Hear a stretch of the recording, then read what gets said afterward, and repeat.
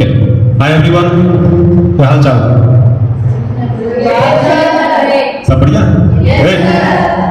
Alright. तो मालूम है हम लोग यहाँ क्यों इकट्ठा हुए हैं? किसी को कोई आइडिया है?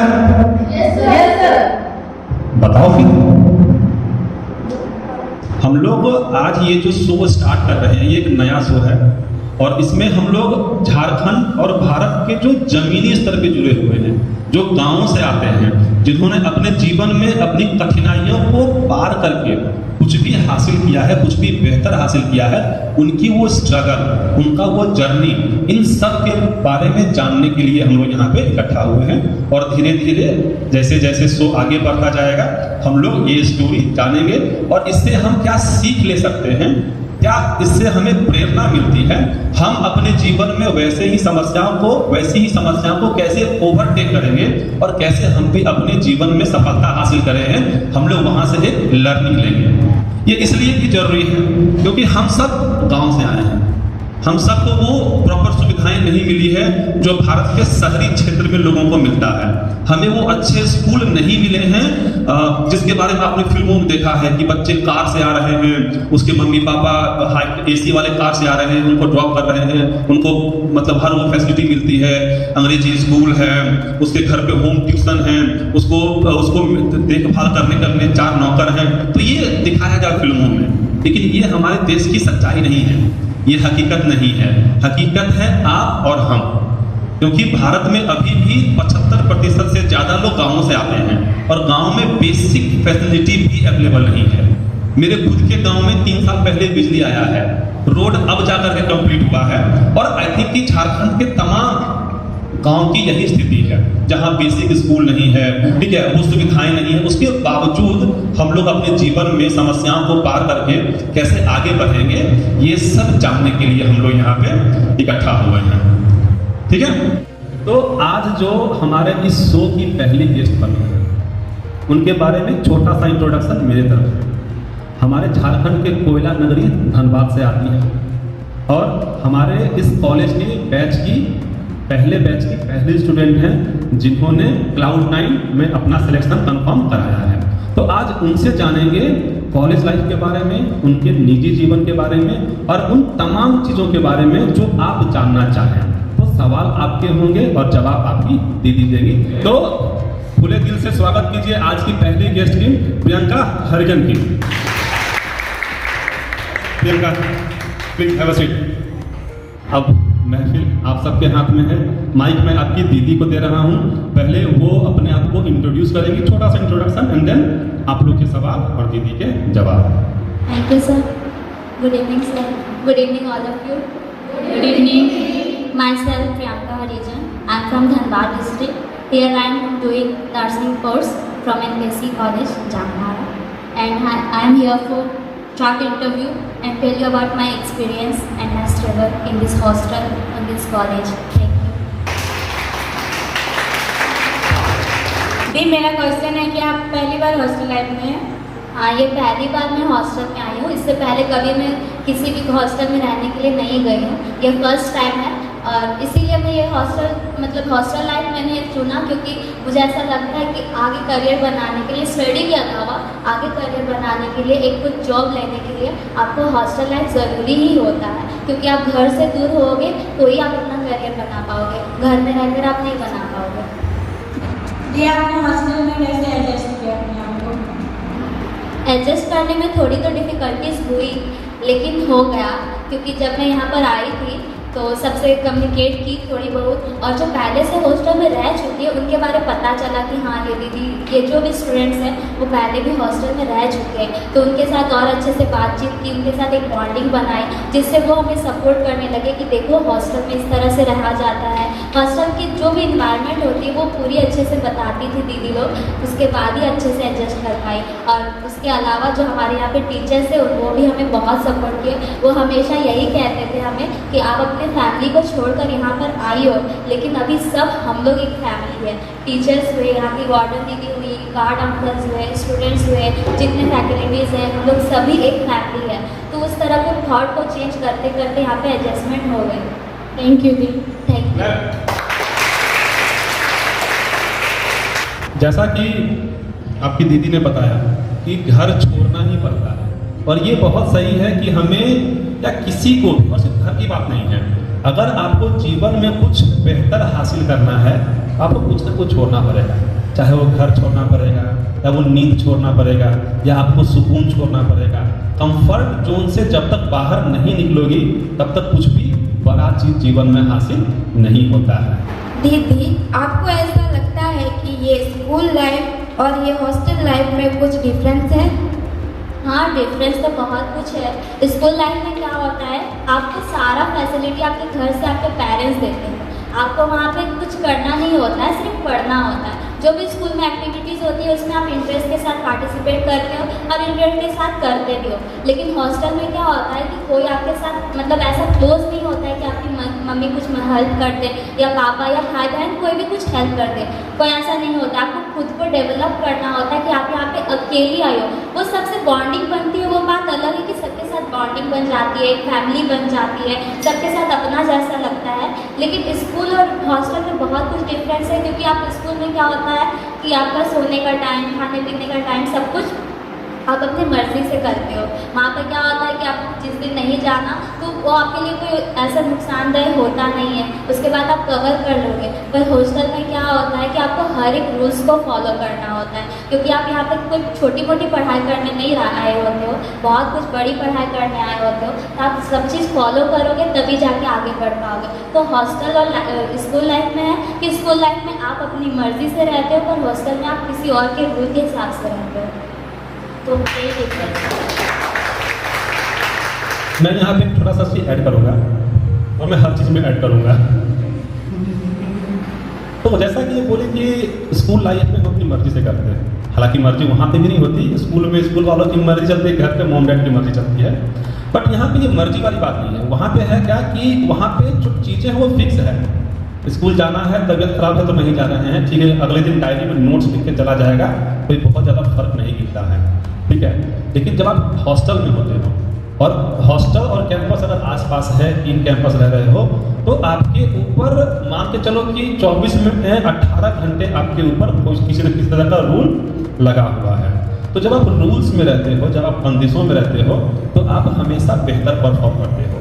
तो ये जो हॉस्टल में जो रूल्स बनाए जाते हैं, जो रेगुलेशंस बनाए जाते हैं, वो आपके अंदर से आपके बेस्ट को निकालने के लिए बनाया जाता है, ताकि आप अपना बेहतर परफॉर्म कर सको और जीवन में आप एक अच्छी सक्सेस, अच्छा पोस्ट और हर वो चीज़ हासिल कर सको जिसके लिए आपने अपना घर छोड़ा है, जिसके लिए आप डिज़ायर करते हो, जिसके लिए आपने कोई ख्वाब देखा है। दीदी, JNRC एग्ज़ाम का कुछ एक्सपीरियंस बताइए, कैसे तैयारी किया जाए? कैसे तैयारी किया जाए, इसके लिए आपको हमेशा क्लास में कॉन्सेंट्रेट करना चाहिए, क्योंकि अगर आप कॉन्सेंट्रेट करोगे क्लास के टाइम तो एग्ज़ाम के टाइम आप उतना ही स्ट्रेस आउट रहोगे, आपको स्ट्रेस नहीं होगी। और आपको क्या होगा, बस रिवीजन भी हल्के में भी करोगे तो आपको सब चीज़ दिमाग में रहेगा, जिससे कि आपको माइंड में प्रेशर नहीं पड़ेगा कि इस क्वेश्चन का आंसर मुझे याद करना ही करना है। जैसा कि टीचर्स लोग बोलते हैं कि क्लास में कॉन्सेंट्रेट करो, तो कॉन्सेंट्रेट होकर पढ़ना है। दूसरी बात, समझ के पढ़ना, क्योंकि ये कोई थ्योरी है नहीं जो आपको रट्टा मारनी है ना, और आपको ज़बरदस्ती याद करना है। ये आप क्या है, फिजिकली है कि आपको खुद में समझ आ जाएगा, और क्योंकि जो साइंस लेके पढ़ी होंगी तो उन्हें और अच्छे से समझ आ जाएगा। तैयारी यही होनी चाहिए कि अगर आप क्लास के टाइम कॉन्सेंट्रेट करोगे तो एग्ज़ाम के टाइम में आपको प्रेशर नहीं रहेगा। कॉन्सेंट्रेट ही बहुत ज़्यादा ज़रूरी है। और जब एग्ज़ाम के टाइम आए तो जैसा कि संजय सर कहते हैं कि रिकॉल करते रहना चाहिए। यही एक्सपीरियंस है। तो जैसा आपकी दीदी ने कहा कि क्लास में हमेशा अटेंटिव रहना पड़ेगा। अगर आप ये सोचते हैं कि हम नोट्स बना लेंगे, हम रूम में पढ़ लेंगे, तो सिंपल सोचो ना कि ये क्लासरूम फैसिलिटी क्यों अवेलेबल है, क्यों नहीं आपको किताबें दे दिया जाए कि घर में नोट्स बना के पढ़ते रहो। क्लास में जब टीचर समझाते हैं, आपको जो भी डाउट होता है आप उनसे पूछ सकते हो। नोट्स में वो सिस्टम तो अवेलेबल नहीं है। ऐसा है कि आप कॉपी से पूछें, हाँ भैया बता, कॉपी से वो निकलेगा, बोलेगा हाँ ये हमारा आंसर। तो जब डाउट होता है, जब आप पूछते हो तो और क्लैरिटी आती है। जब क्लैरिटी आती है तो आप चीज़ों को और अच्छे से समझ सकते हो, उसको लंबे टाइम तक रिटेन कर सकते हो। तो क्लास में हमेशा अटेंटिव रहना चाहिए। जो भी डाउट हो हाथ के हाथ पहले वहीं पूछो। तो 2 प्रोसेस किए। तीसरा जो है, आप जब भी घर जाओ, उस दिन का जो भी क्लास में हुआ है उसको जरूर रिवाइज करो। क्योंकि क्या होता है, क्लास में हम सुनते हैं तो अपने को सब लगता है अच्छा कि हाँ सुन लिए समझ लिए हैं, लेकिन 2 दिन छोड़ दोगी, 4 दिन छोड़ दोगी, 10 दिन छोड़ दोगी ना, वो दिमाग से सब आउट हो जाता है। लेकिन जब आप उसको एक बार रिवाइज करते हो तो जो छूटी हुई चीज़ें हैं वो दिमाग के अंदर और घुसती है। एंड टाइम टू टाइम एक सर्टेन इंटरवल में उसको आपको रिपीट करते रहना चाहिए। और रिवीजन का एक लॉ भी है, आप सबको याद होगा शायद। रिवीजन का लॉ कौन सा है? 1, 7, 21 और 90। तो अगर इस इंटरवल में आप कोई भी चीज़ रिवाइज करते हो तो वो आपके जहन में लंबे समय तक बरकरार रहेगा। तो ऐसे आप अपने पढ़ाई की प्रैक्टिसेस कर सकते हो। फर्स्ट ईयर के एग्जाम के बारे में कुछ बताइए। फर्स्ट ईयर तो मेरे लिए भी फर्स्ट ईयर था। कुछ बताइए उसके बारे में। उसके बारे में यही था कि हमारे टीचर्स ने बहुत सारे हेल्प किए कि जो पहले बैच के जितने भी अदर कॉलेज की दीदी लोगों ने एग्ज़ाम दिए थे तो सभी का क्वेश्चन हम लोगों को अवेलेबल किया, जिससे कि हम लोग उससे कुछ आइडिया ले सके कि किस तरह से क्वेश्चन आते हैं। तो जब भी एग्ज़ाम होने वाली हो तो टीचर लोग जितने भी क्वेश्चन दिए होते हैं उनको आप सॉल्व कीजिए, बुक से देखकर नहीं, खुद से सॉल्व कीजिए कि आपको कितना आता है। उसके अनुसार ही फिर उसी से देखो, कुछ अलग क्वेश्चन तो आएगा नहीं, जो आपने पढ़ा है, जो पहले की दीदी लोग ने ऑलरेडी एग्ज़ाम दे चुकी है वही आएगा, कुछ अलग आने वाला है नहीं। तो इसीलिए सारे क्वेश्चन को कवर कर लीजिए। उसके बाद आप खुद से सोचिए कि अगर एग्जामिनर बनोगे तो आप क्या क्वेश्चन बना सकते हो। तो उस दिमाग से सोचते हुए वो क्वेश्चन सारा आप भी खुद से कीजिए। सारा आंसर रट्टा मार के याद करना नहीं होता है, और कहीं भी कुछ डाउट हो उसी टाइम टीचर से पूछिए। जैसे कि एग्ज़ाम के टाइम में भी कुछ क्वेश्चन हम लोगों को नहीं आते थे तो हम लोग अपने टीचर से पूछते थे, वो लोग सभी हमें बताते थे, और जिनके पास जो अवेलेबल होता था वो हमें देते थे। अगर जिनको उनके पास नोट्स नहीं भी होता था फिर भी वो कहीं से भी लेकर हम लोग को दे देते थे, ताकि हम लोग अच्छे से प्रिपेयर कर सकें अपने एग्ज़ाम के लिए। हमेशा ग्रुप में डिस्कस करो। हमारे विशाख सर ज़्यादा ये बात कहते हैं कि ग्रुप में डिस्कस करना चाहिए, क्योंकि जितना आप ग्रुप में डिस्कस करोगे उतना आइडिया मिलेगा। और कभी भी डाउट हो एकदम तुरंत पूछ लेना चाहिए, कभी भी हिचकिचाना नहीं चाहिए, और जितने भी क्वेश्चन रहते हैं उनको कवर करते रहना चाहिए, और हमेशा रिकॉल करते रहना चाहिए, रिवाइज करते रहना चाहिए। इसी तरह से आपका भी फर्स्ट ईयर का एग्ज़ाम अच्छे से चला जाएगा। जैसा कि हम जानते हैं कि आपने फर्स्ट अटेम्प्ट में ही Cloud9 का इंटरव्यू क्रैक किया, इसके बारे में आप कुछ हमें टिप्स बताइए। देखो, सर लोग जितने भी टीचर्स हैं वो आपको बता देंगे कि किस तरह का हॉस्पिटल आपके लिए आ रहा है इंटरव्यू लेने के लिए, और वो किस बेस पे होता है। बहुत सारे जो मैटरनल चाइल्ड पे होते हैं, कोई ब्रेन्स के लिए होते हैं, फिजिकली जितने भी हॉस्पिटल्स हैं, कोई होम केयर होते हैं, सबका अलग अलग एक डिपार्टमेंट है। तो उसमें क्या क्या मेन क्वेश्चन होते हैं वो सारे टीचर्स आप लोगों को बता देंगे। उसको क्या कीजिएगा, एक लिस्ट तैयार करना है कि क्या क्या टॉपिक्स आपको पढ़ने हैं। हमारे टाइम पे टीचर्स ने यहाँ पे नोटिस में दे दिए थे कि क्या क्या टॉपिक्स पढ़नी होती है, तो उसको सिर्फ फ़ोन में खींचकर नहीं रखना है, बल्कि अपने से कॉपी में आप नोट डाउन करके रखो कि क्या क्या टॉपिक्स है। हर एक टॉपिक को ग्रुप में डिस्कस करना है कि उस टॉपिक के बारे में किसको कितना पता है। अगर किसी को पता भी नहीं है तो जिसको पता है वो बता देगी। उस हिसाब से क्या होगा कि आपको जल्दी याद हो जाएगा। और दूसरी बात, यहाँ पे आप लोगों को हेल्प करने के लिए हमारे लाइफ स्किल टीचर है, तो वो आपको बहुत हेल्प कर देंगे, जैसे कि हम लोगों को किए थे कि हमेशा प्रैक्टिस करते रहनी है एक दूसरे के सामने। और अगर आपका इंट्रो अच्छा रहेगा तो उसके बाद वो ज़्यादा टफ क्वेश्चन आपसे करेंगे ही नहीं। और दूसरी बात, अगर आप आंसर प्रॉपरली दे देते हो एक, तो उनको ऐसा लगता है कि हाँ इस जो आगे स्टूडेंट्स है उसको आंसर पता है, तो उसके बाद वो दोबारा और क्वेश्चन करते ही नहीं है। तो इसीलिए जितना भी क्वेश्चन रहता है उसको बहुत ज़्यादा प्रैक्टिस कर लीजिएगा कि जैसे वो क्वेश्चन बोलते ही आपके मुँह में तुरंत वो आंसर आ जाना चाहिए। और इंट्रो के लिए एक दूसरे के सामने हमेशा प्रैक्टिस करती रहनी चाहिए। प्रोनाउंसिएशन पर ज़्यादा ध्यान देना चाहिए। तो टिप्स यही है कि कॉन्फिडेंट रहना है, रिवाइज करते रहना है, ग्रुप में डिस्कशन करना है, और कॉन्फिडेंट तो बता ही दिए। और बाकी तो यहाँ पे टीचर्स है, Sanjay sir, Vishakh sir, Jaya ma'am, ये लोग आप लोग को बहुत हेल्प कर लेंगे इंटरव्यू के टाइम। तो आप लोग बस ज़्यादा डरना नहीं है। Cloud9 ही है ना, और कुछ तो नहीं है, हॉस्पिटल है, हो जाएगा। सुनो, मैं ऐड करना चाहता हूँ प्रियंका की बातों को कि इंटरव्यू का ना तुम लोग बहुत हवा बना रहे हैं। इंडिया में 2-3 इंटरव्यू हैं जो हवा है, UPSC हो गया, SSC हो गया, बैंकिंग हो गया। बाकी जो इंटरव्यू है ना, कुछ प्राइवेट कंपनी ले लो, स्टैंडर्ड कंपनी ले लो, टाटा टाइप की कंपनी ले लो, ठीक है, Cloud9 टाइप की कंपनी ले लो, हॉस्पिटल ले लो, तो ये ना बहुत बेसिक रहते हैं। ठीक है, क्योंकि उनको पता है ना कि हम अभी OJT के लिए लेके जा रहे हैं, OJT में हम इनको ट्रेन कर देंगे। वो सिर्फ ये चेक करते हैं कि आपके अंदर सीखने की चाहत है कि नहीं। अब खुद सोचो कि 10 मिनट के इंटरव्यू में तुम्हारा 1 साल को कैसे वो जज कर लेगा कि तुमको क्या आता है क्या नहीं।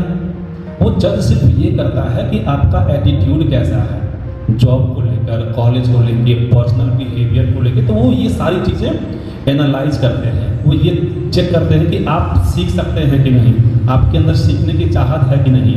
और अगर आपके अंदर सीखने की चाहत है तो आपको प्रॉपर सिखा दिया जाएगा। 3 महीने 6 महीने की ट्रेनिंग होती है। आप अगर सीखना चाहते हैं तो आप बेहतर सीख सकते हैं। जो 2-3 चीज़ें आपको ध्यान रखनी है, जो बताया प्रियंका ने, कि पहला एक तो ग्रुप में स्टडी करो, क्योंकि ग्रुप में स्टडी करने के बहुत फायदे हैं। क्या है, 5 लोग बैठेंगे, 5 दिमाग लगेगा, एक टॉपिक को 5 अलग तरीके से पढ़ सकते हैं। कुछ मैं समझूंगा, कुछ ये समझेगी, कुछ आप समझोगे। जब डिस्कस करेंगे तो वो चीज़ें बहुत आसानी से क्लियर होता है। लेकिन कंडीशन ये है कि ग्रुप स्टडी में ग्रुप तो होता है, स्टडी नहीं होता है। मानते इस बात को नहीं मानते हो? तो ग्रुप स्टडी में ग्रुप के साथ साथ स्टडी भी होना चाहिए, वरना आपके 2 घंटे या 5 घंटे कहाँ वेस्ट हो जाएगा पता भी चलेगा। तो ग्रुप स्टडी में प्रॉपर स्टडी कीजिए, तैयारी कीजिए, और जो भी बोलना है कॉन्फिडेंस के साथ अपने आप को प्रेजेंट करना है, ये मंत्र ध्यान रखना। इंटरव्यू के दौरान आपके मन में क्या चल रहा था और इंटरव्यू देने के बाद आप कैसा महसूस कर रहे थे? आपको कैसा लग रहा था कि आपका इंटरव्यू क्रैक हो पाएगा या नहीं हो पाएगा? मैं अगर अपने बारे बताऊं तो मैं ज़्यादा सोचती नहीं हूँ किसी भी चीज़ को लेकर, और सर लोगों ने इतना ज़्यादा कॉन्फिडेंट हमारे अंदर में डाल दिए थे कि हम लोगों को किसी बात का डर ही नहीं था।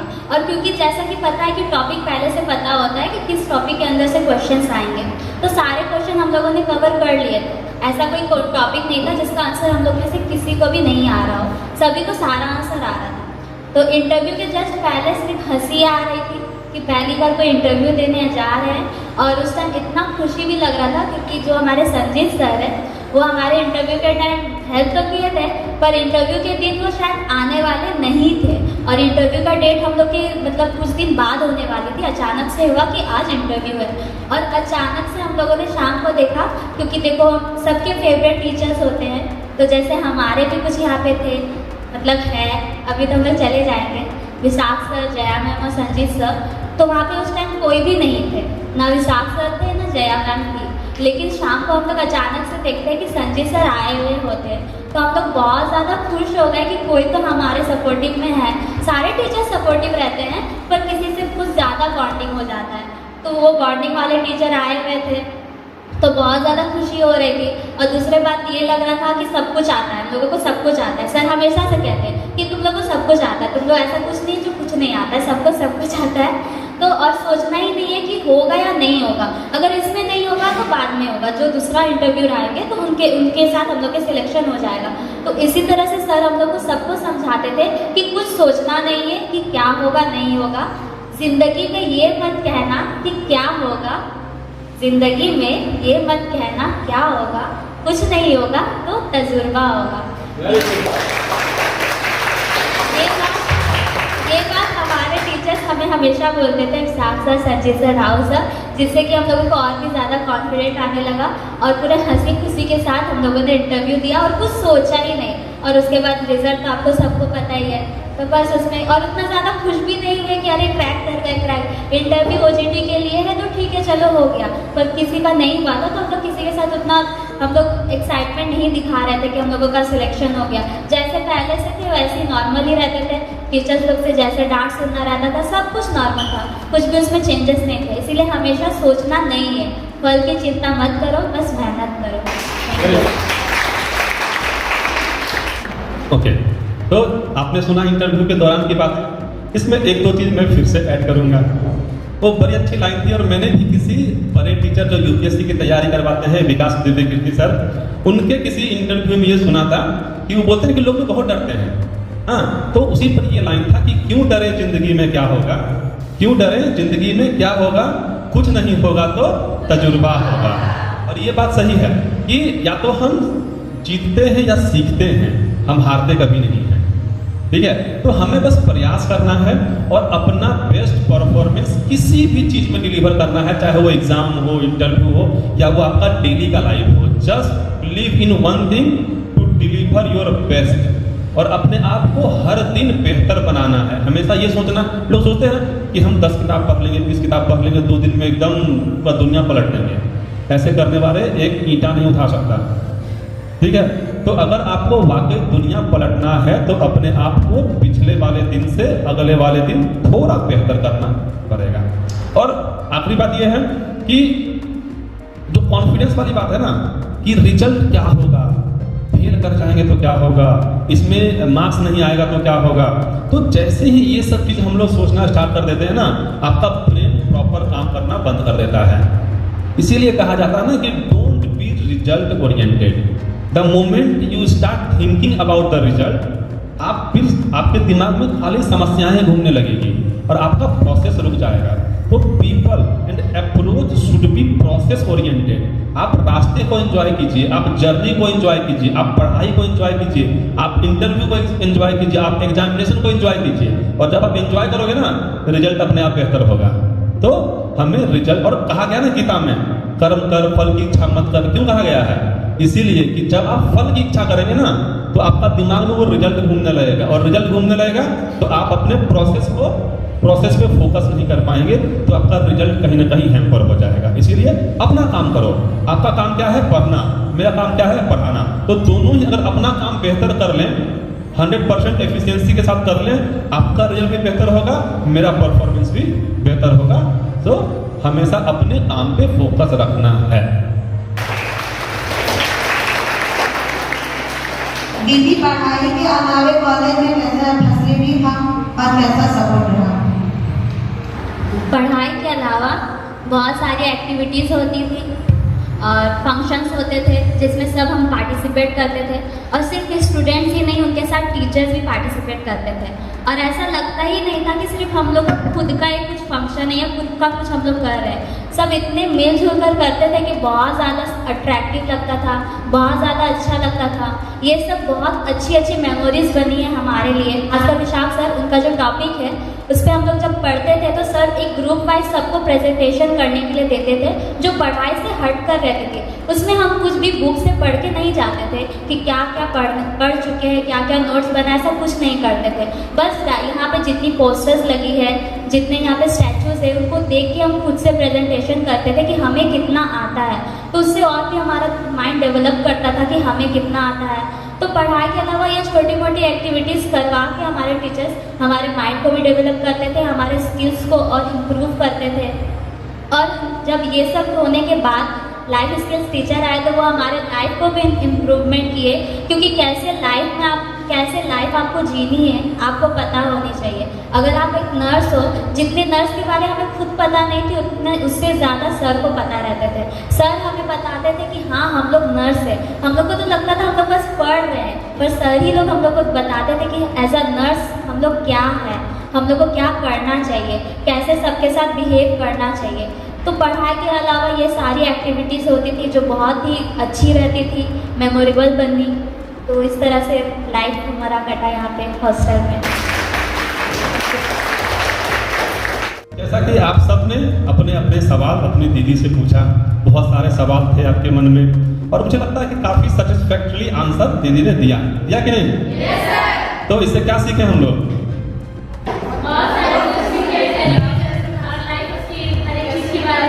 ओके, तो बहुत सारी चीज़ें सीखें एजुकेशन और लाइफ स्किल के बारे में। आप 3-4 चीज़ों पे ध्यान रखिए और आगे आपको और भी बहुत कुछ सीखने को मिलेगी। अगर एक लाइन में इस पूरे इंटरव्यू या पूरे बातचीत को समराइज किया जाए तो सिर्फ इतना ही है कि बॉस, स्ट्रगल हर किसी के लाइफ में है, प्रॉब्लम हर किसी के लाइफ में है, और सोल्यूशन भी हर किसी के लाइफ में है। तो आपको ये नहीं सोचना है कि यार हम कहाँ आ गए, मेरे गांव में कुछ नहीं था, मेरे स्कूल में, सब वहीं से आए हैं। आपकी दीदी भी वहीं गांव से ही आई है, ठीक है, वहीं से पढ़कर आई है और आज बेहतर परफॉर्म कर रही है। दीदी को छोड़िए, मुझे देखो, मैं गांव से आया हूँ।